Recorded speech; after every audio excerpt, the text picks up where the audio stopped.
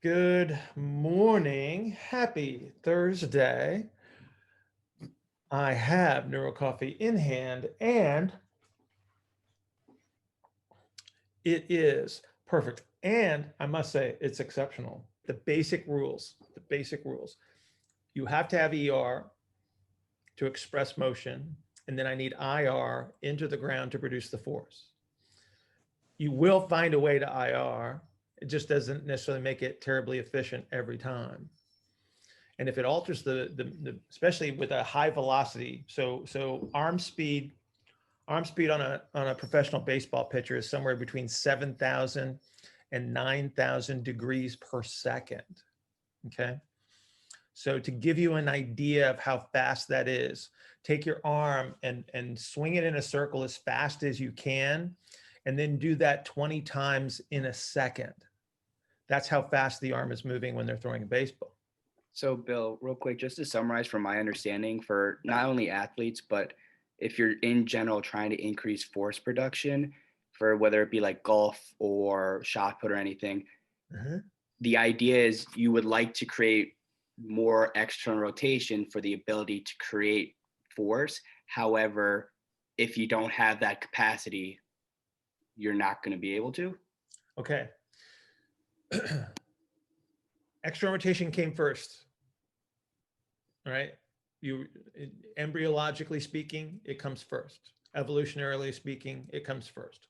IR is force production in the ground. So back when you were a swimmer, you didn't need to produce force into the ground. Okay.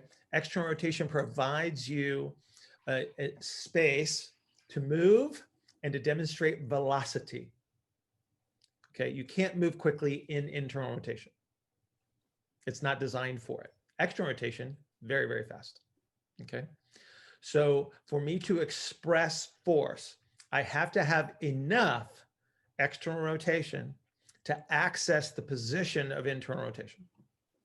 So ER comes first. I have to have a place to go, and then I have to be able to move into that place. And that's where I can superimpose the internal rotation on top of it. Okay. So since you brought, do you work with golfers, Jordan? No, I just, for some reason, golf came into mind as Okay. rotation Well, I mean, loading. it's like any kind of turning sport, right? Is going to be very, very similar in regards to the rules. Okay. So when the golfer takes the club into the top of a backswing, he is moving towards a position of external rotation. Okay. So he has to create a position of external rotation. So it's the space where he can access the shape of his body and external rotation. And then he turns into it. So the hip and the pelvis are oriented such that I have this, whatever the maximum amount of external rotation that I have. And then the pelvis will turn towards that. And that's the internal rotation. So both are always happening at the same time.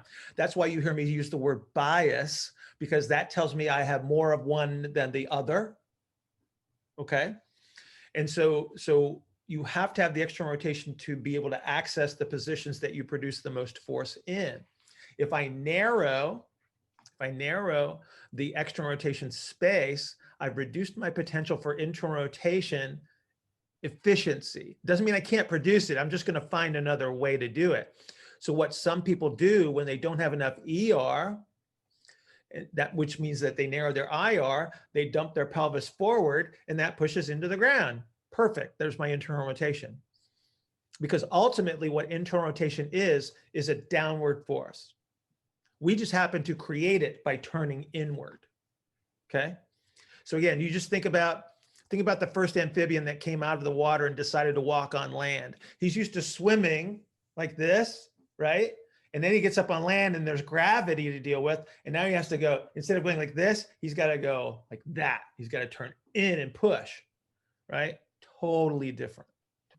You know, if somebody's just a performance related issue, right? It's not a pain related issue. It's not an injury kind of a thing. It's like, you just have to really well define what you want that outcome to be. Like, what measure are you going to be chasing? And then you just, again, it's just a stepwise process. It's like every 2 weeks you're following a key performance indicator and you're going, okay, did this change? Yes. Okay, what was our test that we were using to tell us that we were on the right track in the first place? That's the process. It's not like you're going to write this magical 12-week program and you're going to go, everything's going to be great by the end of 12 weeks. It's like, anybody ever written one of those? Never? Yeah, me neither. You know? No, I have. I mean, Well, you try, like you project. It's like, so there's Yeah. nothing wrong with projecting outward, but if you're not following some sort of indicator that tells you that you're on track, it's like you just wasted 12 weeks. If you get to the end of 12 weeks and it didn't happen, guess what? Wrong program.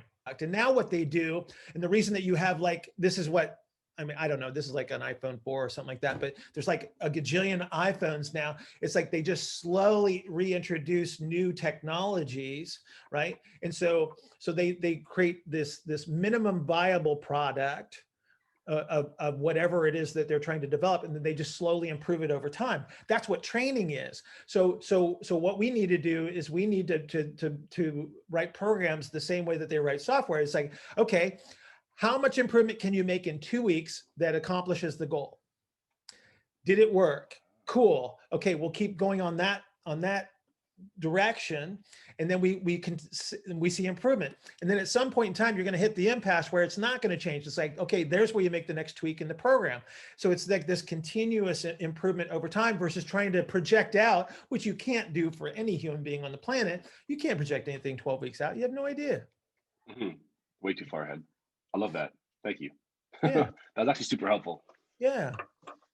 But that's how you write a program. It's like you write, like the way that I write a program is like I have this general idea of where I want to go, and then I can only deal with the acute, right? Because I have no idea what the response is going to be. So what if somebody has like a crappy night of sleep, they missed 4 meals, they had a fight with their significant other, and then they come into the gym and it's a crappy day, and I had the hardest day, you know, of the month planned, and they don't have the resources for it. It's like, I can't predict that. I can't predict that.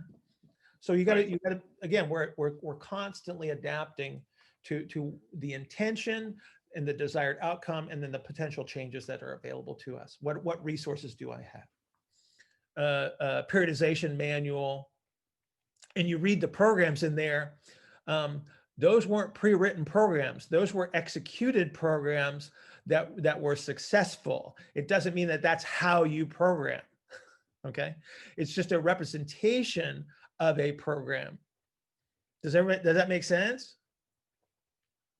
Did everybody get that? Give me a thumbs up. Yes. So it's like the archetype of a standard Russian program, essentially. No, it's like here's what we did over time, and this is what worked. It's like you didn't see this, like you're seeing the right. end. It didn't actually exist. Right. They literally, like, they wrote down what they did. They didn't plan the program and then execute it. They just said, "What are you doing today?" Okay, I'm going to write that down. And then they printed it, and everybody goes, "Oh, this is what a program looks like." And so then they literally duplicate that program, and they go, "I don't know, we didn't get a very good outcome." When the reality is, it's like they weren't guided by principles. They were trying to follow the cookbook, right? But you're seeing historical information. It doesn't, what you want to take away from that stuff is what guiding principles did they use to execute this, right? Rather than this is how you program. Because if I wrote a programming book, it would be a very short book. It would probably have like, 3 statements. It would be like, what do you want to do? Do something. Did you do that? There you go.